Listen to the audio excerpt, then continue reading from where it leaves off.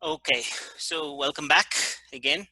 My name is Ricardo Montoya, and I am your teacher at the SEA in the University of Guanajuato. You're in level 5 or in level 6, but again, this is a topic that we're gonna be checking in both levels anyway. So I want you to pay attention to this. We were speaking about complements a little while ago. I don't know if you remember, but a complement is a part of a sentence. We have sentences that have subject, auxiliary, verb, and complement. And we were saying that the subject is the person or the thing that is doing the action, is the doer of the action, okay? The auxiliary is telling us the time tense. In affirmative statements, in the simple present and in the simple past, you normally don't use it. We were checking how the verb is the action that the subject, that the doer is doing, and the complement is any extra information. We were checking that the complement is extra information, and we have many different types of complements. We have complements of time, complements of place, complements of way. They are telling us how things are done. We can use them all at the same time, and we can have nouns. When a noun is your complement, is called the object, right? We were speaking about objects. We were saying that the subject is normally also a noun. So nouns tend to be the subject, and nouns also tend to be a complement called the object. And we were checking how if you have a noun and you want to replace the noun that is doing the function of being the subject, you need a personal pronoun.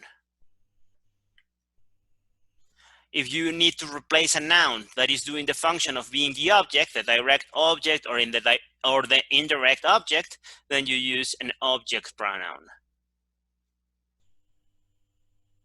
If you have questions about this, try to go to the chapter about pronouns. We were checking personal pronouns, object pronouns, reflexive pronouns, and possessive pronouns, as well as possessive adjectives. And we were checking the differences and how they are used.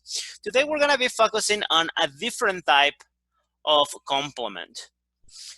As a complement, we have time, place, way, and we have objects, which are a different type of complement, but also we have one more. Verb complement. This is kind of weird, I know. I mean, but we were speaking about this a little before, if you remember. We had this, the same image, the same page. It says Juan likes dogs. Juan is the subject. Likes is the verb with an S because the auxiliary will be does, and we don't use it. And this is the complement. If the complement is a noun, well, this is just an object. It's a normal object. Juan is doing the action. Is doing the action of liking. He's the doer. And the dog is receiving the action of being liked. Yeah? We have Dany. Let's say that she is the subject. The auxiliary, again, this is the third person of the singular. It's feminine, but again, the auxiliary is does. We never use it in affirmative statements. So we have the verb plus the little s. Dany is the doer of the hating. She's the one hating something. And the cats is another noun, is the complement, is the receiver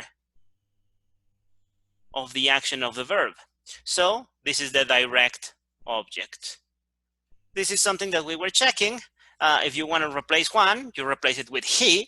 If you want to replace Dany, you replace it with she. She, because this is a personal pronoun. He, because this is a personal pronoun also. It is the subject, so you use a personal pronoun. It is the subject, so you use a personal pronoun. If you want to replace dogs, you don't use they, you use them, because they are the object. So you don't use a personal pronoun, you use an object pronoun. Cats, again, is them, because it is plural. It's not they, it is them. So far, I think so good. I don't think we have much of a problem with this. We have a doer, we have an action, and we have a receiver of the action. Now, the important thing here is that we were speaking about verb complements. What is a verb complement? I think we were checking this page before, so we're gonna pay a little bit more attention this time to it. A verb complement is when you have your subject, and then you have your verb. Remember, the auxiliary is does, but we are not using it, so the verb ends with s because we don't have the auxiliary. Juan is the doer of this action, and running, it looks like a verb. So we have two verbs. We have the verb like and the verb run, and that's impossible. You cannot have subject plus auxiliary plus verb plus verb. You never have two verbs in a sentence. That's impossible, and that's what it looks like. In reality, we were checking that this second verb can be in ing or can be in infinitive.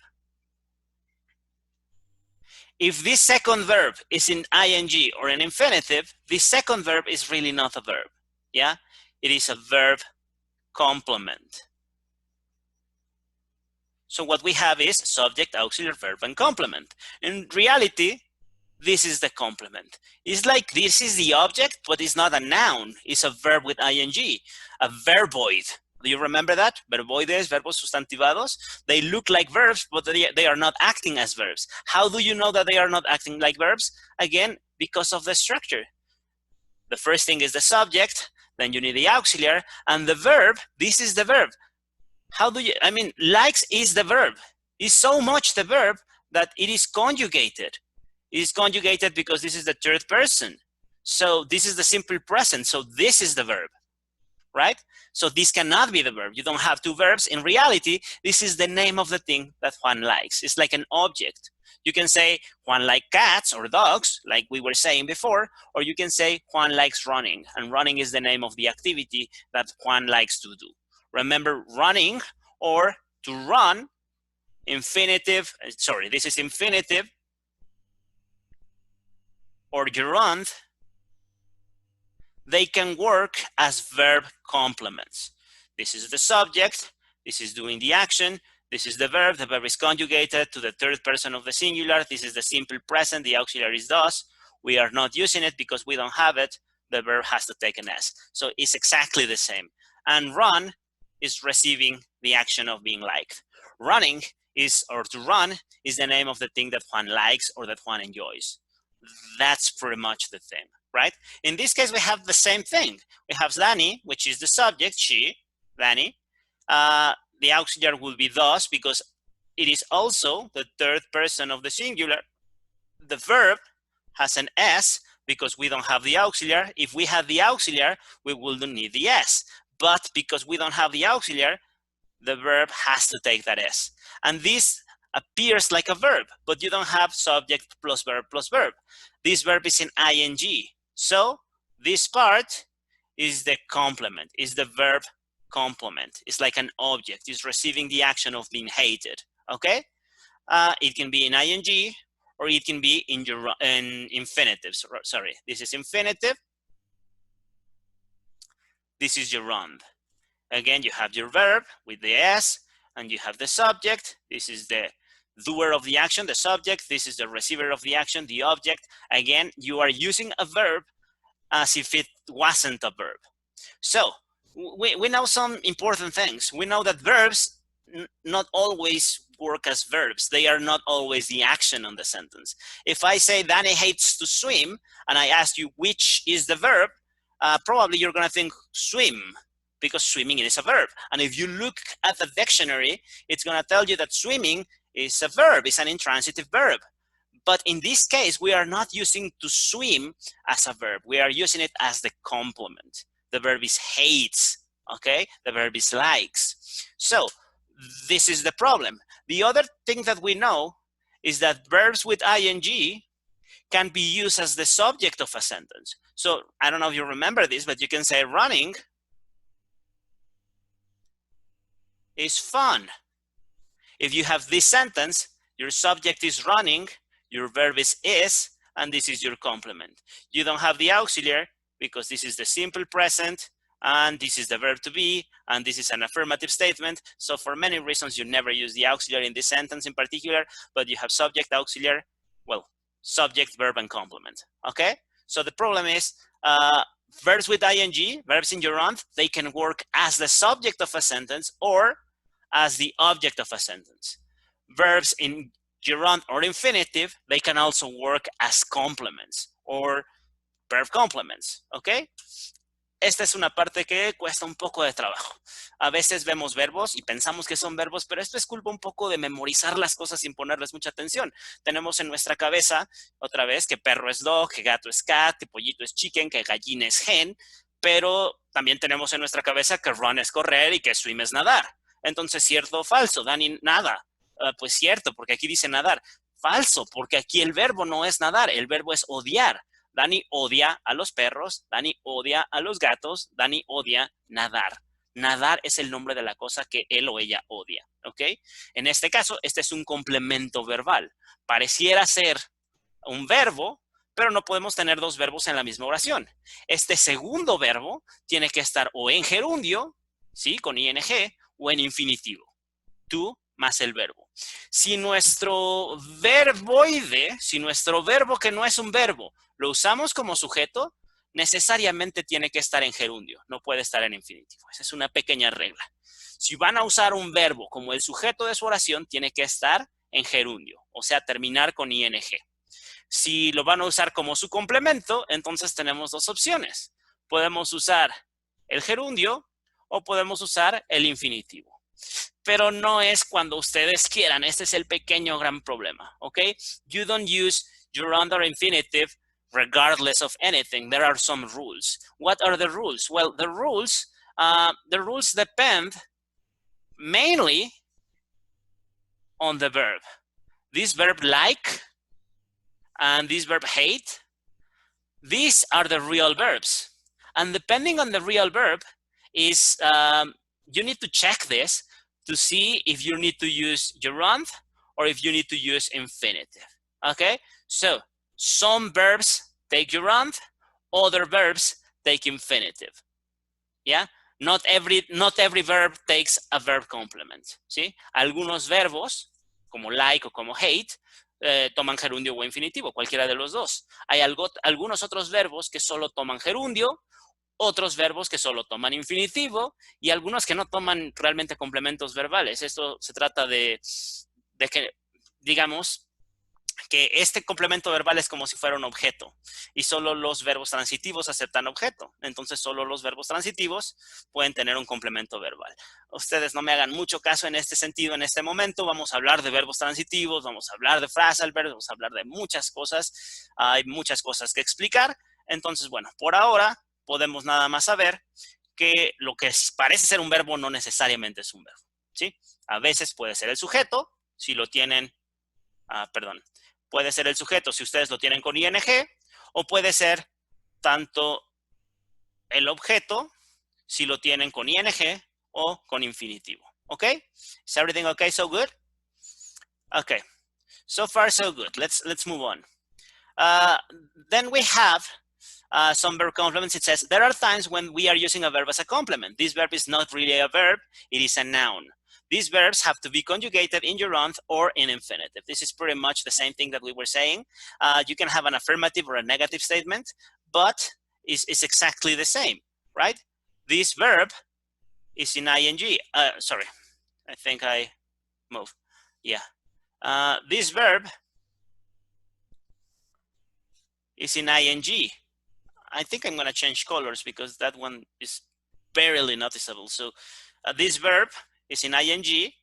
This verb is in ing. Okay? The real verb is neither of this. The real verb is started or start. Yeah?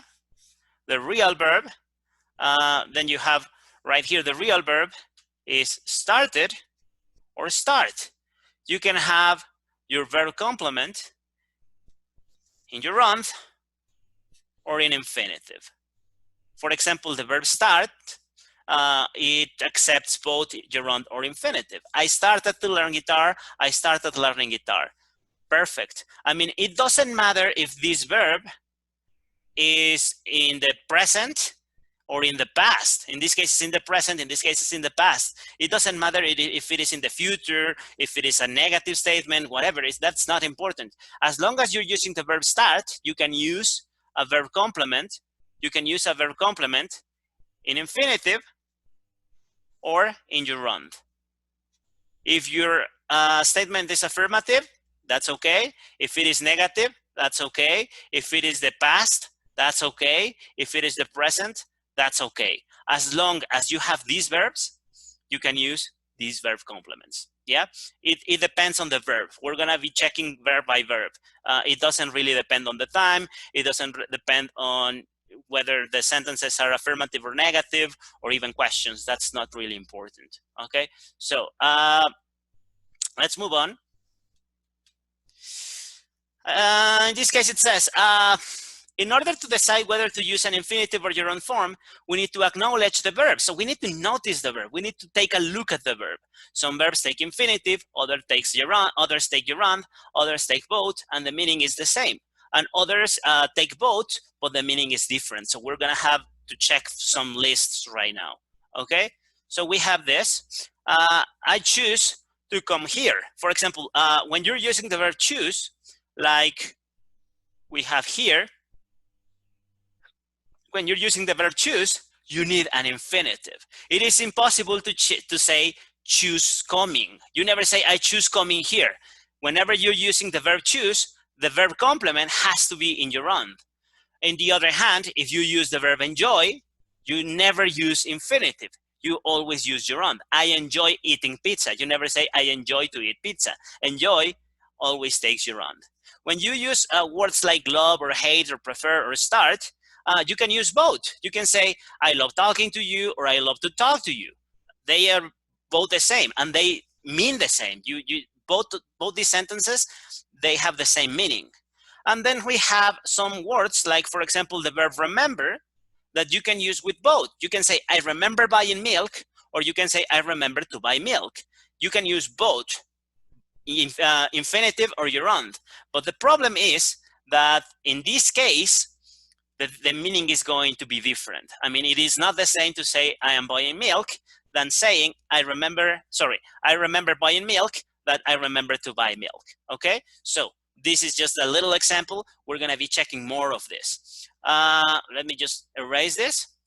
We're gonna be checking some lists really quickly. I don't want to take too much time with this. You can pause and you can look up for these words in a dictionary if you need so. But for example, this is a little list of words that always take infinitive. Remember that infinitive is when you're using to plus the verb. This is infinitive. If you have the verb afford, to afford something is when you are capable to pay, when you are capable to pay for something. If you can buy a car, if you don't have the money, you can say, I can't afford this car. If you can afford it, you say, well, I can afford this car because I have enough money. Normally it is with money, but it's not necessarily with money. The thing is, afford always takes infinitive. I can afford to do this. I afford to do that. You never say afford doing. Agree. Agree is when you, when you reach an agreement, when you are in the same page as the other person, when you think the same as another person. I think we need to do this. I agree. So I think the same thing you do. To agree is a verb. And after agree, you can use a verb complement always in infinitive. I agree to go. Okay? Appear, it means to look like. Yeah, it looks like it's going to rain. It appears that it's going to rain, for example. I appear to be tired. You appear to be tired. You look to be tired. It seems like you are tired, okay? Appear always uses infinitive. You never say appear being. You say appear to be. Arrange, it means like organize or like moving everything to set something up. Again, always with infinitive. Beg. Beg is when you really, really ask, when you plead, please, please, please, please, please, you're begging. I beg you to do this. Again, always with infinitive. Choose, select, elect. I choose to eat something. You never say I choose eating something. Choose is always with infinitive. Decide is a cognado, is really similar to the one in Spanish. To decide is just to make a decision. I decided to go, I decided to do. Remember that the time is not really important. You can say, I decided to go in the past, or you can say, I will decide to go in the future. It's not important. We're not speaking about time tense right now. Whenever you have the verb decide, you can use verb complements in infinitive. Expect is, again, to expect as an expectation, like this is supposed to happen and this is my expectation. I expect to see you tonight. That is my expectation. It is always with infinitive. Fail. When you fail to do something is when you don't have success. When you don't succeed. For example, I don't know, I failed to pass the class. It means I failed the class. To fail is the opposite of achieving something. I failed to tell you. I couldn't tell you. I wasn't able to tell you. I failed. Okay, always with infinitive. Help, help.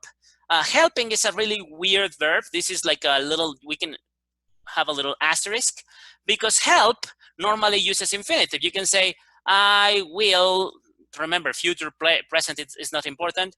Help you. I will help to clean. Okay, after help, you always need infinitive. Always. You never say, I'll help cleaning. But one thing that you can do is you can ignore the two. You can say, I will help clean. But this is just a very, very exceptional word. You're not going to be able to do this with any of the others. This is a one-time rule. Okay, this is one-time exception.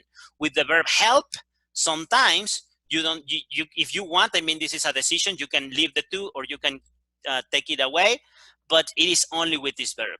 The other ones, the infinitive is always to plus the verb. This is an exception. Again, one time. It's not going to happen again. Hesitate. Hesitate is a very weird verb. To hesitate is when you are not sure about something, when you take time thinking about something. For example, you're going to cross the street and then you see a car coming and then you wait for a while. You hesitate. Your friend crosses the street and you're in the middle of the street and you don't cross. And they ask you, why didn't you cross? I hesitated. When you hesitate is when you have like this moment of thinking about something, this little doubt, and you end up not doing something. You hesitate. Again, always with infinitive. Hope, it means hope is esperanza. So it is very similar to expect, but expect is for expectations. Hope is for hope. Like I don't really have a good reason to believe this is going to happen, but this is what I want to happen. I hope to pass the exam. Maybe I don't expect it because I am not really sure or really confident about how I did, but I hope. This is my hope. Again, always with infinitive. Learn, you know what learn is, always with infinitive. Learn to play the guitar, to speak English, to do something. Never, I learned speaking English. That's impossible to say. Mean, to mean, again, is like to significate. What does this word mean? The meaning is the signification of a word. And you can mean something like, I didn't mean to do that. It wasn't my intention to do that. Always with infinitive. You can always use offer. To offer is to make an offer. I offer you to pay for this. I offer to do that. Is you volunteer for something. It is always with infinitive. Plan is almost the same as in Spanish. To plan is just to imagine something in the future. I plan to go to the beach. Okay, it's always with infinitive. Prepare, again, very similar to Spanish. To prepare something. I'm prepared to go. It means I'm prepared to do something, but it is always with infinitive. You never say I'm prepared going. Okay, pretend. To pretend is like to fake. When you really, I am faking to this. I pretended to be ready, so I wasn't ready and I was faking. To pretend is a verb and you always use infinitive. I pretended to like you. In reality, I didn't like you, but I pretended I did. Okay, that is always, again, in the infinitive. Promise, you know what promise is? When you make a promise, it's like, I promise you this is not going to happen. I promise you to go and do this. It is always with verb complements in infinitive. Refuse is when you say no to someone. Somebody asks something from you and you say no. I refuse to do that. Can you please do this? No, I refuse. When you refuse, it's like I am not accepting. It's the opposite of agree. I agree is okay, I think the same thing you think. And I refuse is the opposite, always with infinitive. Want, you know, to want something is to have desire for something. Again, always with infinitive. To wish, I wish. Okay, it's like when you have a genie or something and you can ask for wishes and they can grant you wishes. I wish to do that. Again, always in infinitive. Would like, this is important because like, love, and prefer, they can take both infinitive or gerund. Both like and love. But if you have would like, would love, or would prefer, then you're going to need to use the infinitive every time. Okay? Then we have another list of verb complements that only take gerund. For example, the verb admit. Remember that gerund is when you have a verb plus ing. Verb plus ing, that is gerund. I admit doing that. To admit is when you recognize something. I did something and I admit it. I admit not doing that. Okay, it can be with ing. Advice. Advice is when you tell ideas to your friends. Somebody has a problem and they come to you and they ask you, do you have an advice for me? Okay, my advice is, when you give advice, is you're telling people what they should do. Advice is always followed by a verb complement in gerund. I advise doing this. I advise not doing that. I advise trying this. That is my advice, okay? Allow. To allow is to permit. When you allow something, is you give your permission to do it. In this classroom, it is allowed to smoke. Or, well, sorry, it is allowed, sorry, I don't know. The teacher allows smoking. So the teacher gives permission to smoke. It is always with ing. To allow is to give permission, to permit. Avoid. Avoid means to get away from something, to hide, to not confront something. You can confront it or you can avoid it. If you avoid it, you're just, I don't know, you're doing everything not to face it. When you avoid something, you always use ing. I avoid talking to him, so I do everything not to talk to him, okay? Can help. Can help is a little tricky word because literally it means an impossibility to help. I can't help is I cannot help. But as a complete expression, this is an idiomatic expression. An idiomatic expression is an expression that, it's like in Spanish, sometimes we say things that decimos a veces algunas frases que aunque la persona se sepa los significados de todas las palabras que conforman la frase, eso no significa que sepa el significado de la frase. Cuando a alguien se le va el avión, cuando a alguien no le cae el 20, o sea, no tiene que ver con saberse los significados de las palabras, es una expresión idiomática y son regionales. Entonces, las expresiones idiomáticas son un poco diferentes. En este sentido, can help, como oración normal, literalmente significa no poder ayudar, pero como expresión idiomática significa no poder tolerar o no poder soportar. I can help, no tolero, no aguanto. I can help doing this, no puedo evitar, ¿ok? Perdón, no puedo evitar, no poder evitar. I can help thinking about that, no puedo evitar pensar en eso. I can help, ¿ok? Always with ing. Can't stand is a similar case, another idiomatic expression. Literally, it means cannot stand. Standing is when you are in your feet, you're standing instead of sitting. In this case, to can't stand is the other one. Aquí me confundí un poquito. Can help es no poder evitar. Can stand es no poder tolerar. Las dos son expresiones idiomáticas, ¿ok? Y siempre van seguidas cuando tienen un complemento verbal. Ese complemento verbal siempre va en ing. Deny. Deny is when you say no. She denies doing that. Ella negó haber hecho eso. Siempre gerund. Dislike, the opposite of like, with gerund. Enjoy, you know, when you have a good time, when everything's okay, you are enjoying. That's always with ing. I enjoy going to the beach. Fancy. Fancy, I know that you think about it as elegant or something like that. Fancy is elegant when it is an adjective, but in this case, this is a verb. When you're using fancy as a verb, fancy means like. I fancy these shoes, or I like these shoes. I fancy this person, or I like this person. When you're using fancy and then you have a verb complement, it has to be with ing. I fancy going to the supermarket, okay? I like going to the supermarket. That's pretty much it. You know what finish is? To finish is to end. I finished doing my homework. You never say I finished to do my homework. Keep is to continue. I keep doing this, you keep doing that. I continue doing this, I continue doing that. To mind as a verb, it means that it is a problem for you. Do you mind if I close the window? No, I don't mind.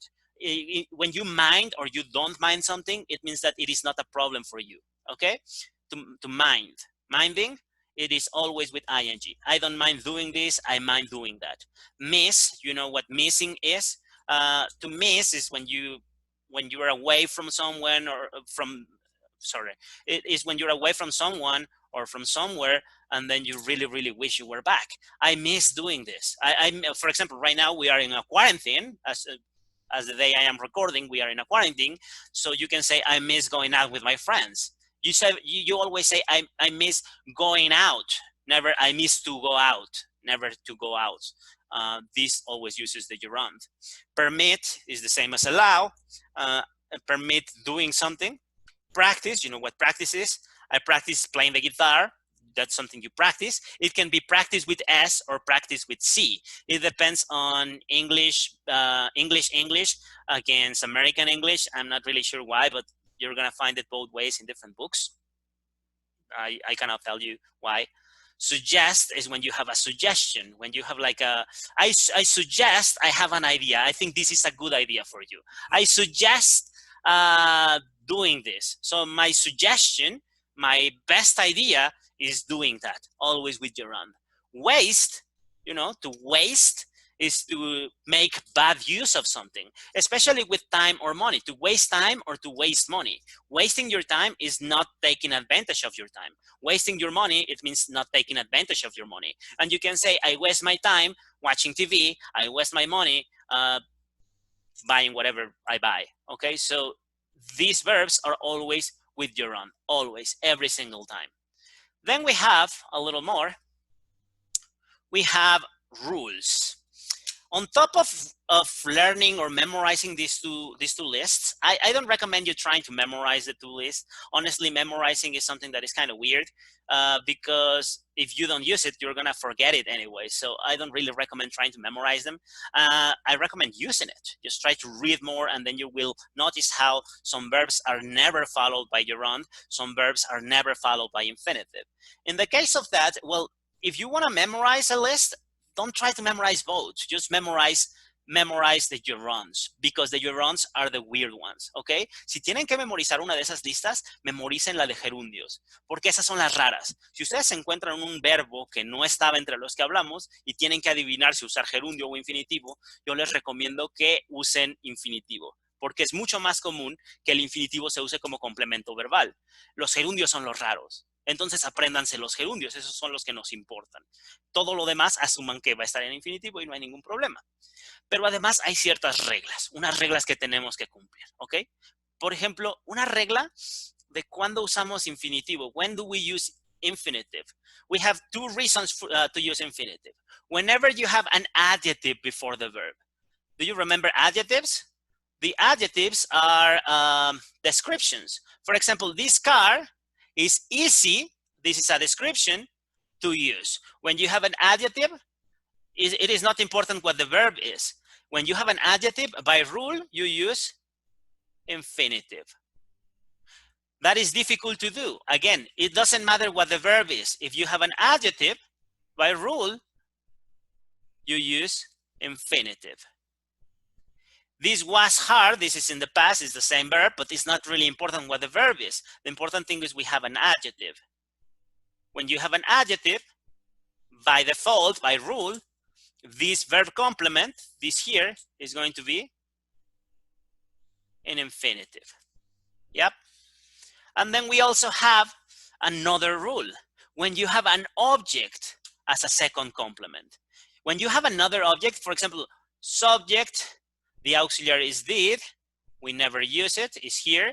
The verb is in the past because we don't have the auxiliary. And this here is an object. Me, I am not doing anything. I am not wanting. I am receiving the wanting. He is the subject. He wanted me. He wants that I do something. He wanted me to go. Because you have a second object, you have an object, this is always in infinitive. Yeah? And for example, even in this case, you remember that the verb allow always uses ing, always uses gerund. But in this case, we have allowed and then we have an object. Because we have an object, we need to use the rule.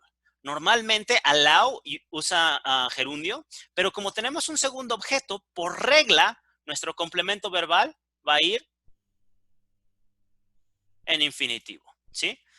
Aquí puede haber un conflicto de reglas. Tenemos que allow usa gerundio, pero tenemos que allow tiene un segundo objeto. Si eso nos pasa, si tenemos ese conflicto, siempre gana la regla. Lo hacemos por regla, ¿ok? Entonces son dos reglas muy sencillas. Cuando hay un adjetivo, siempre va a ir en infinitivo.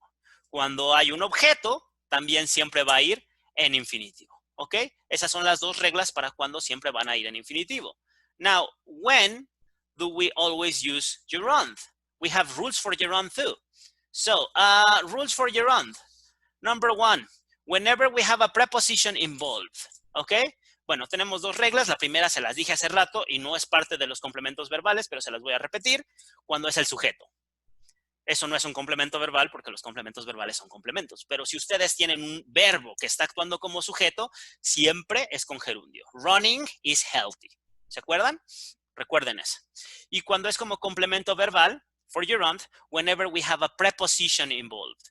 If we have a preposition, do you remember prepositions? On, of, with, at, by, for, all of those. For example, in this case, we have I was dreaming about. This is a phrasal verb. This phrasal verb is the verb dream plus the preposition about. Because you have this preposition, this is always going to be in ing, in gerund. Dream about going.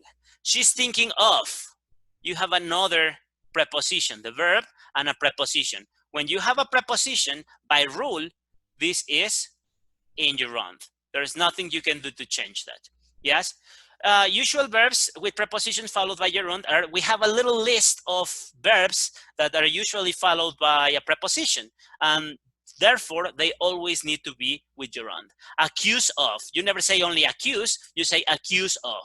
Agree with. With is a preposition. Apologize for.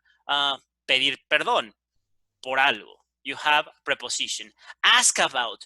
She was asking about doing that. When you have about, you need ing. Believe in. I believe in doing the right thing. Okay. You didn't say believe. You said believe in. So your complement has to be with ing.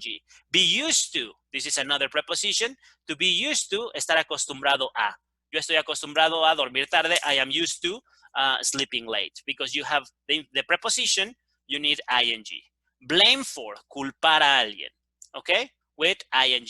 Care for, cuidar de alguien o preocuparse por algo. I care for doing that. Carry on is continue doing. Complain about. You know what complain is? When you complain is when you are not happy about something and then you present a complaint, a formal complaint. Like, for example, many services and on the bus or something, if they don't treat you well, you can complain. Quejarse. Complain about and then a verb in gerund. She complained about paying blah, blah. Ella se quejó de tener que pagar o de pagar tal cosa. Concentrate or focus on. To focus or to concentrate is the same thing.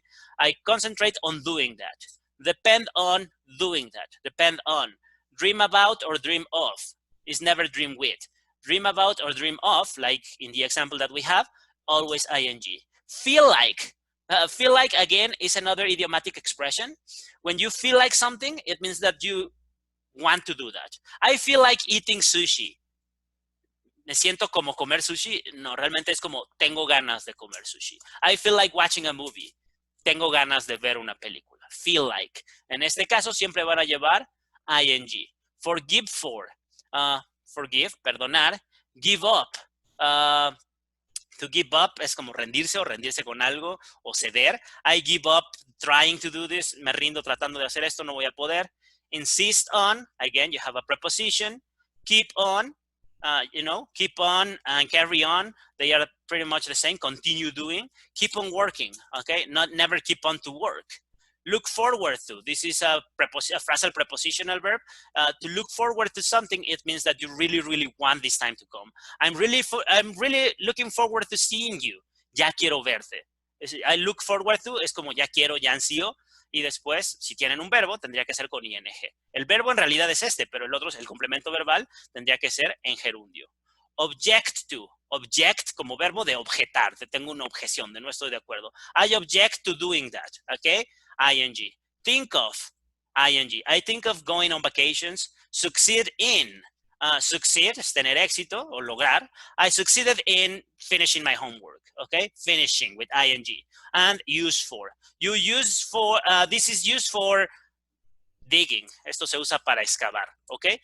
Whenever you have a preposition, you're going to use gerund. That's pretty much the rule with gerund. Okay. So let's go back a little bit. Gerund is always with prepositions, and when this verb is in reality the subject of a sentence. Infinitive by rule is when you have a second object. If you have me, you, us, them, by rule you need to use infinitive. And when you have an adjective, easy, difficult, hard, impossible, to do, to try, to make, to fix, to go. Okay, that's pretty much how it works. Then we have verb complements that they sorry, I think I skipped that. We have some verb complements that use both. They use both. It means ambos. Okay, so gerund or infinitive, and there is no difference. You can say attempt. You, for example, you can say I love eating sushi. You can say I love to eat sushi with the verb love. It's not important. You can use ing or you can use to plus verb, and the meaning is exactly the same. You choose whichever one you want. Attempt, it is to try, intentar. I attempt to do, I attempt doing. Both of them are correct. Begin is start. I started, or I begin. Well, start and begin, they are both here. To start or to begin, and then I started eating sushi, I started to eat sushi. I began eating sushi, I began to eat sushi. It's exactly the same. Bother. Bother, it means como molestarse. Se usa mucho como para pedir permiso o como para decir que no hay problema. Algo así como, don't bother doing that. No te preocupes por hacer eso, no te molestes, no te tomes la molestia. It bothers me, me molesta. Entonces, me molesta hacer de comer. It bothers me, bueno, ahí ya no, porque ahí como tenemos un me, tiene que ser en infinitivo. It bothers me to cook. Pero si tuviéramos nada más bother, podría ser cualquiera de los dos. Don't bother cooking, don't bother to cook. Both of them are okay. Cannot bear. Esta es otra expresión idiomática, es muy chistosa, porque yo sé que ustedes reconocen esta palabra como un oso, pero bear también es un verbo, ¿sí? No solo es un oso. Aquí obviamente no lo podemos usar como si fuera un sustantivo, lo estamos usando como verbo. Bear como verbo significa algo así como aguantar o tolerar, o, por ejemplo, no sé si han escuchado de esta marca de ropa, ya no sé si existe, la de Pull and Bear, no significa jala y oso. Significa jala y aguanta o jala y tolera. Es como estira y afloja, una cosa así. Esta es una expresión idiomática. La expresión idiomática, to bear, es como tolerar. I cannot bear, no tolero, no aguanto, no puedo. I can bear eating sushi. I can bear to eat sushi. Each one is okay. Cease, como cesar o dejar de. I cease to try, dejé de intentar. I cease trying, dejé de intentar.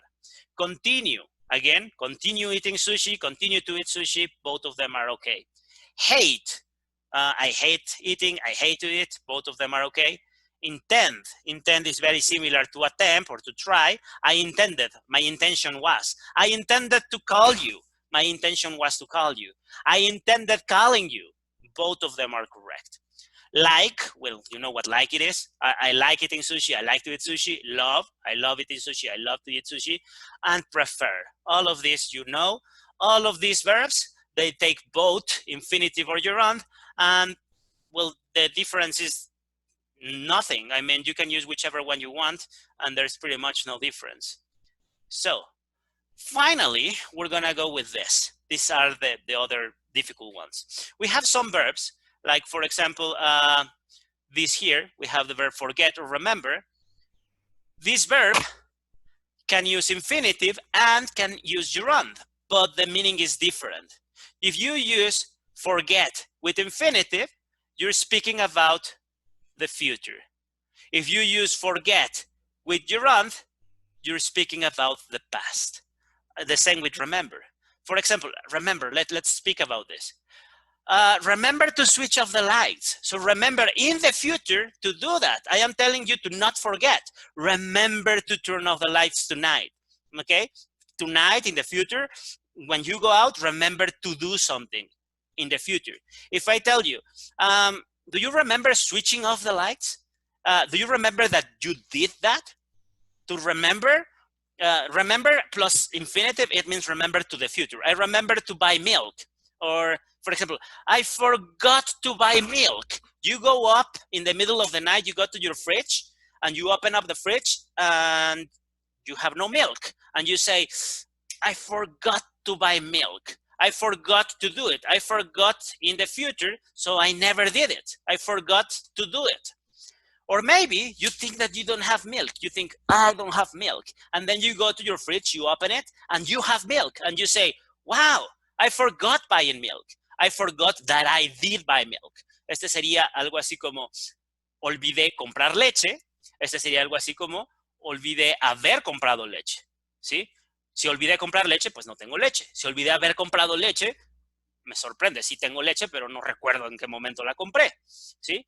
Recuerda apagar las luces hacia el futuro, recuerda apagarlas, recuerdas haberlas apagado, o sea, están apagadas, pero no recuerdo haberlo hecho.